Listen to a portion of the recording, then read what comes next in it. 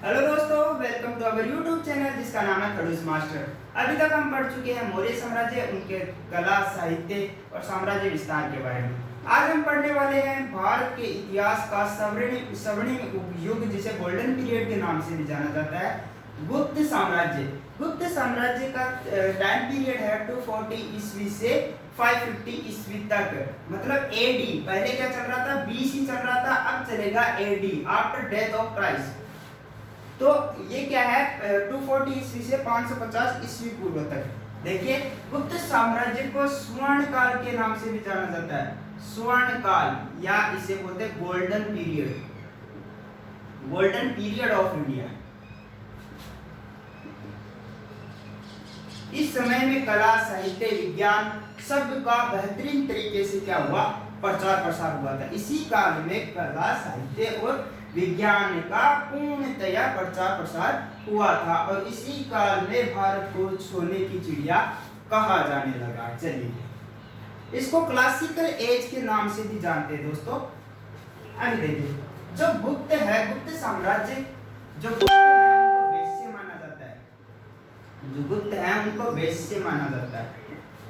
क्यों माना जाता है? ऐसा कहा जाता है कि जो कुषाण है, कुषाण साम्राज्य की खंडर पर, जब कुषाण साम्राज्य क्या कमजोर पड़ गया था, उसके खंडर पर गुप्त काल का उदय हुआ था, और ये क्या माने गए, वैश्य माने गए। जो कुषाण साम्राज्य का खंडर है, मतलब वो जब कमजोर पड़ गए, तो उसके बाद में क्या हुआ, गुप्त काल का उदय हुआ। और गुप्त काल का उदय होने का मतलब है अपना गोल्डन पीरियड स्टार्ट हो गया। चलिए देखते हैं आगे। तो गुप्त काल के जो प्रथम राजा थे, जो संस्थापक है, वो माने जाते हैं श्रीगुप्त।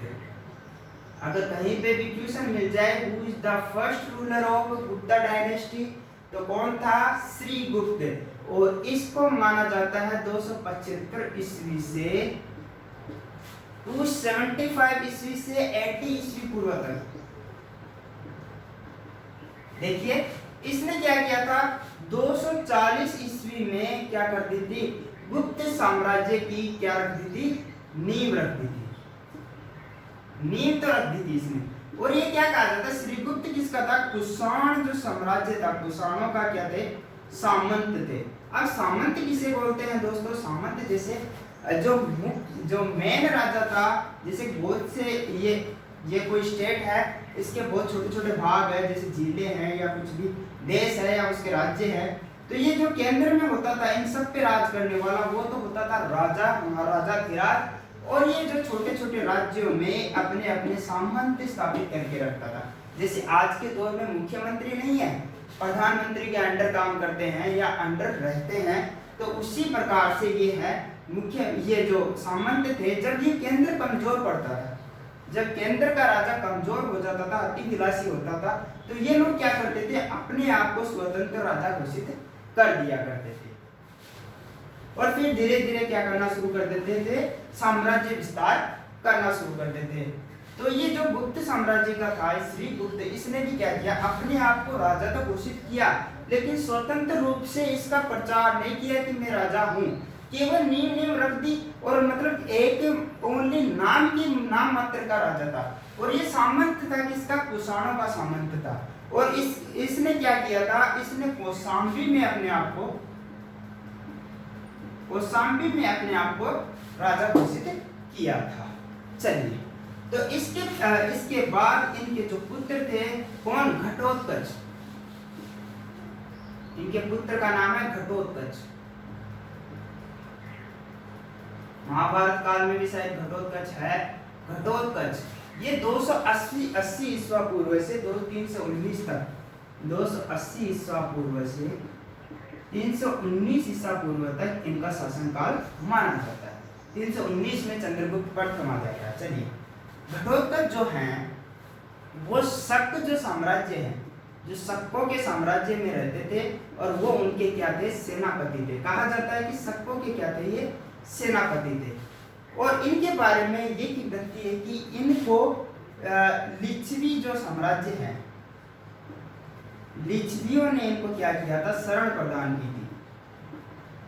और इनकी जान बचाई थी। इसलिए इन्होंने क्या किया, लिच्छवियों से अपने पुत्र की चंद्रगुप्त प्रथम की शादी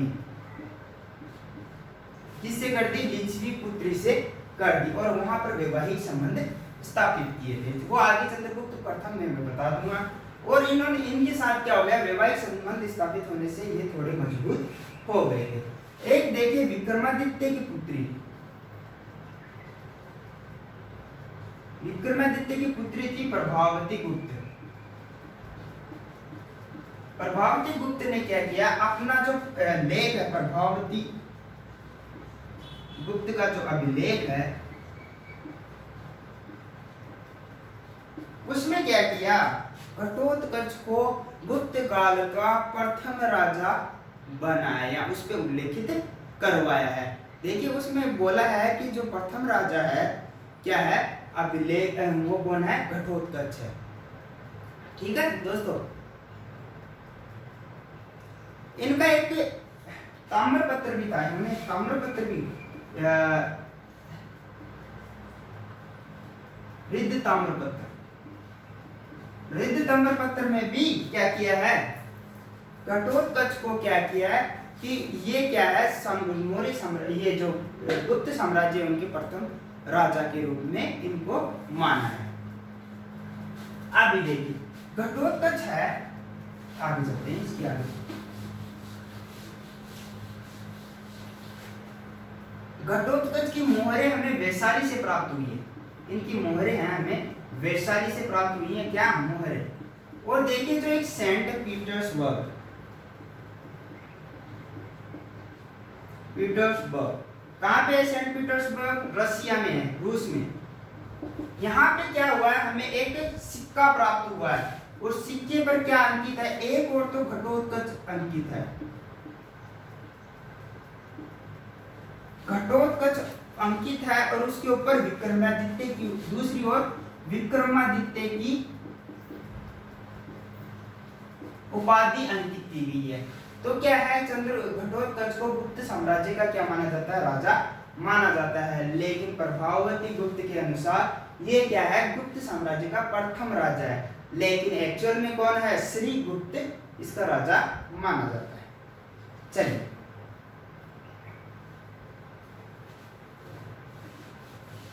अच्छा, इसकी एक बात और है, इसने महाराज की उपाधि धारण की थी। क्या की थी, महाराज की उपाधि।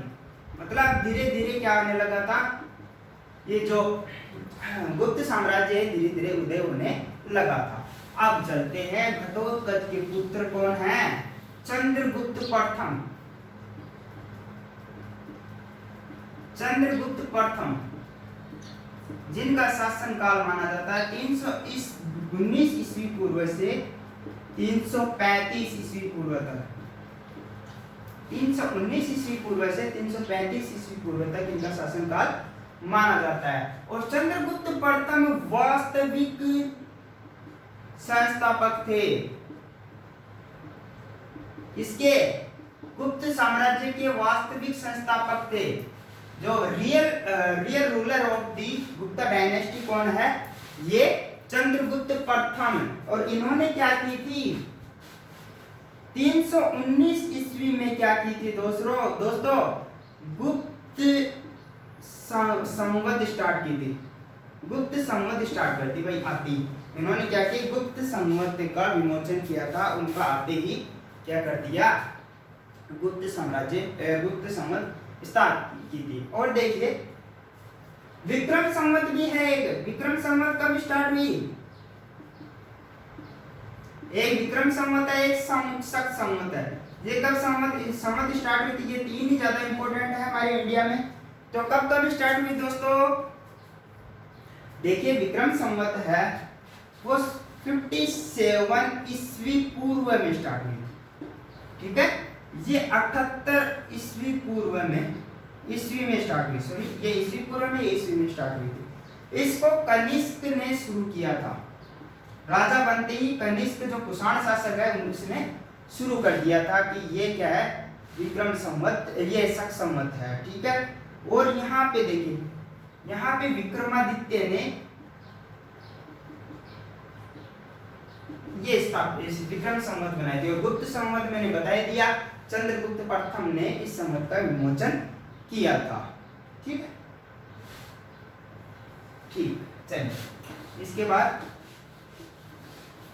अभी देखिए चंद्रगुप्त मौर्य की ये चंद्रगुप्त प्रथम है, इसकी शादी, इसका विवाह हुआ था लिच्छवी राजकुमारी। लिच्छवी जो राजकुमारी है कौन थी, उसका कुमार देवी,